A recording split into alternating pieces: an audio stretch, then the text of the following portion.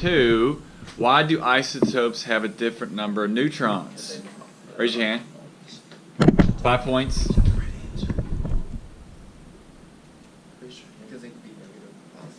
No, it has, the neutron is neutral, so it has nothing to do with charge.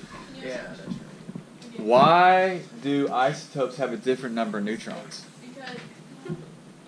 Oh, go ahead, Claire. Okay, because like, well, it's not gonna be like, but like, you look on this thing. Can you look at their number? Yeah. Raise your hand. The atomic number. No, what was used? What did? Mole. No. Numbers. You're just yelling. All right. What did Henry Moseley use Whoa. to determine the atomic number Carbon. number of protons? Raise your hand.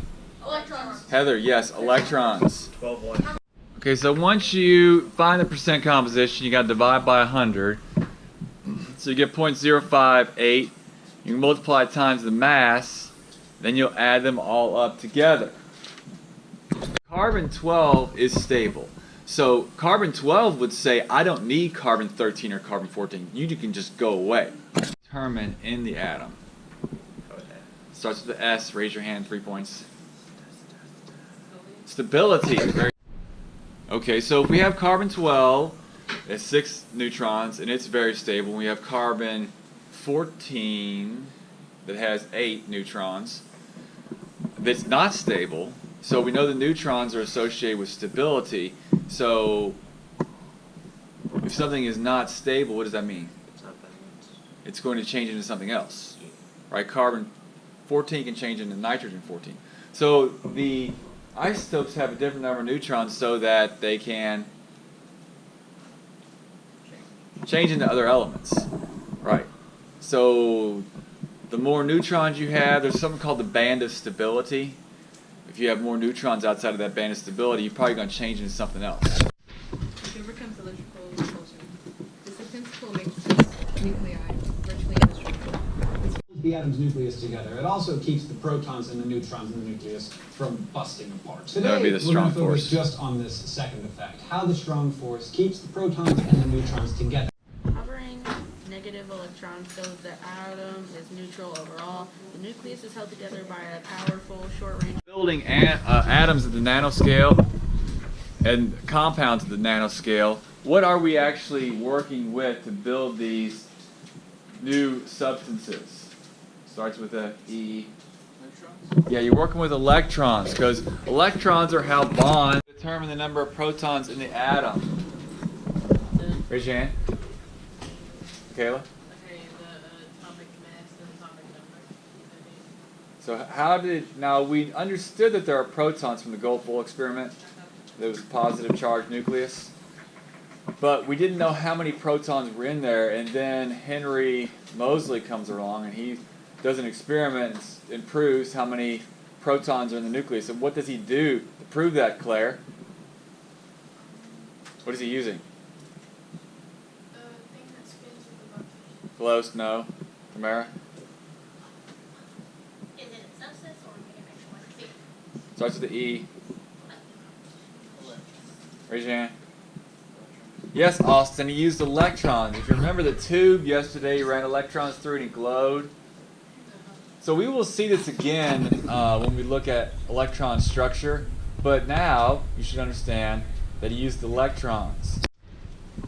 Usually babies are born from parents, right? And then you become a teenager, then you become an old person and you die, right? Well, carbon 12 doesn't change into carbon 13, and then carbon 13 changes into carbon 14. It doesn't do that. That's what makes it even more stable.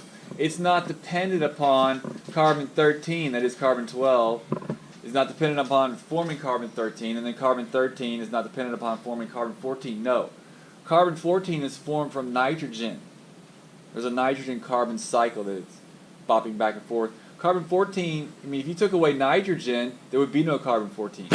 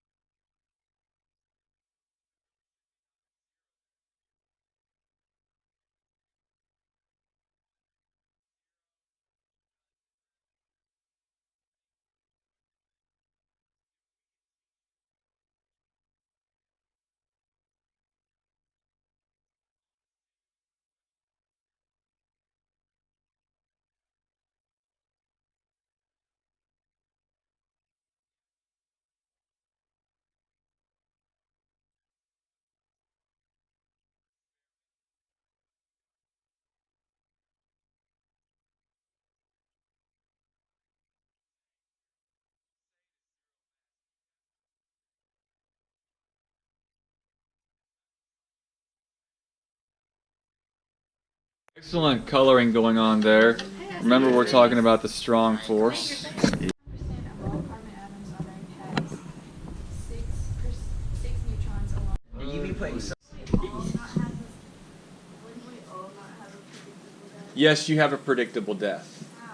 You have a timeline or a lifespan. The government predicts you're going to live, let's say, 75 years.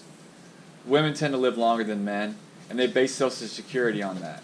Now, if you were going to live 200 years, they would say, well, Social Security is going to need to start at like 180. So you have a particular timeline. Now, carbon-12, why do isotopes have a different number of neutrons? Carbon-12 is stable. That means it does not have a predictable death. We don't know. It can die, yes, but it's not predictable.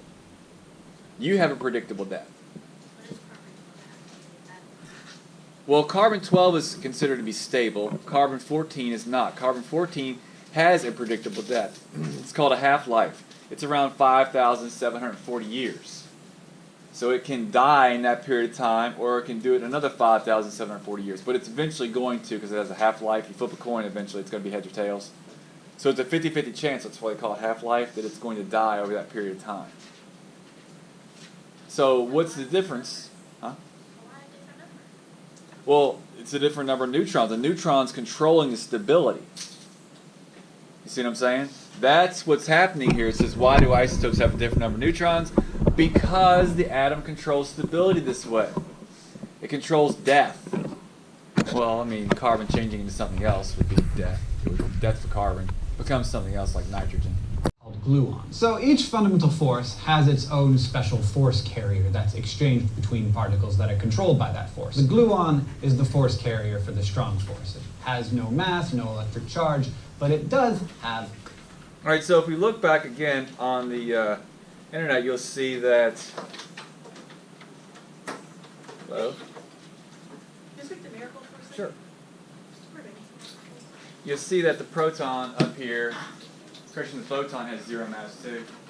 It's right there, 0. So there are still, it really shouldn't be a 0, it should be a question mark. Keep going.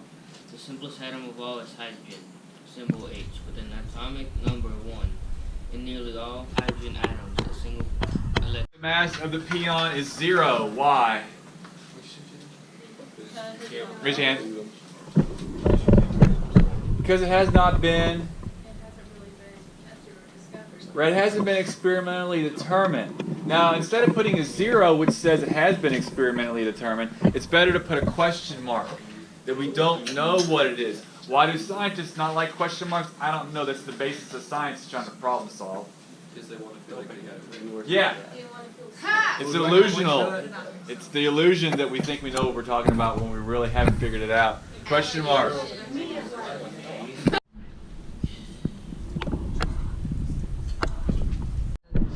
Strong force, which overcomes electrical. It says the mass is 1 times 10 to the negative 35. Shh. Hey, listen to this. Proton. Mass. Andrew. Yes. Thank you. Jacob. Yes. The mass of the photon is right here. Now, has this been experimentally determined? No. Because there's a 0 right next to it. That means we have not experimentally determined it. Where's this number come from? Estimated guess. It's coming from an estimated guess, which would be math.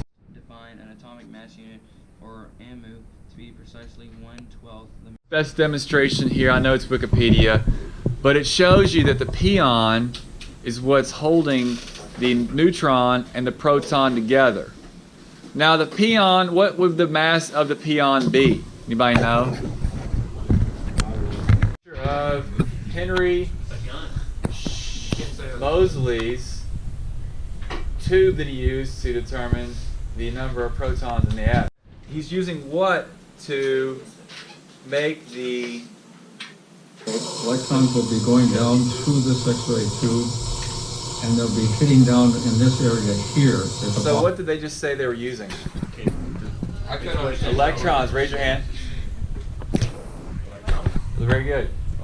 Because the large nuclei goes above 83.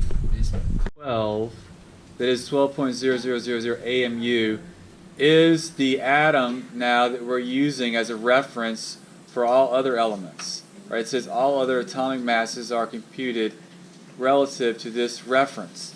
Now, if you look up on the board overhead here, you will see hydrogen has a mass of 1.0078, and helium has a mass of 3.0160, oxygen 15.995, chlorine 34.969. Those are the standard, most abundant isotopes. Now the question is, which weighs more, proton or neutron? Raise your hand. Neutron weighs more. So if you look at carbon, it has 6 protons and 6 neutrons, right? So this mass should not be 12. Why is it 12? Anybody know why it's 12 and it shouldn't be 12? Well, this goes back to what Dalton did. If you remember, Dalton used hydrogen as the reference. So he put hydrogen on the balance, and maybe it was 3 grams. He divided it by itself, 3 grams, and he got 1. Then he divided everything else by 3 grams, and he got the mass of oxygen, which was 8. Is everybody clear? Now, why did they switch from hydrogen to carbon as the standard for reference? No, what do you know about hydrogen? It is starts with a G. Raise your hand.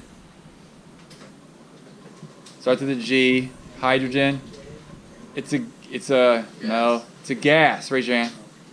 Ethan, yes, it's a gas. Hydrogen is a gas, if you didn't know that. Now, hydrogen is a gas, means it moves around. It's going to be hard to count. What do we know about carbon? Is it a gas? Raise your hand. What is carbon? I guess. No. What is carbon? I don't know. Is it a liquid? No. No, it is a... What? Solid. Raise your hand. Noah? Solid. It is a solid. So if you take carbon-12, if you look up here, carbon-12 is around 98% carbon-12. You put it in a centrifuge, and you get only carbon-12. Only carbon-12. Then you can make it into what? Starts with a D. Girls love them. Diamonds. Right. Diamonds. You make it into a diamond, then what do? You can count it. You can count carbon-12. Carbon-12, diamond, is the only element that's ever been counted. It has a repetitive crystal structure, and it can be counted. That's why it's 12 AMU. Orbits a single proton, but isotopes with 1 and 2 neutrons also exist.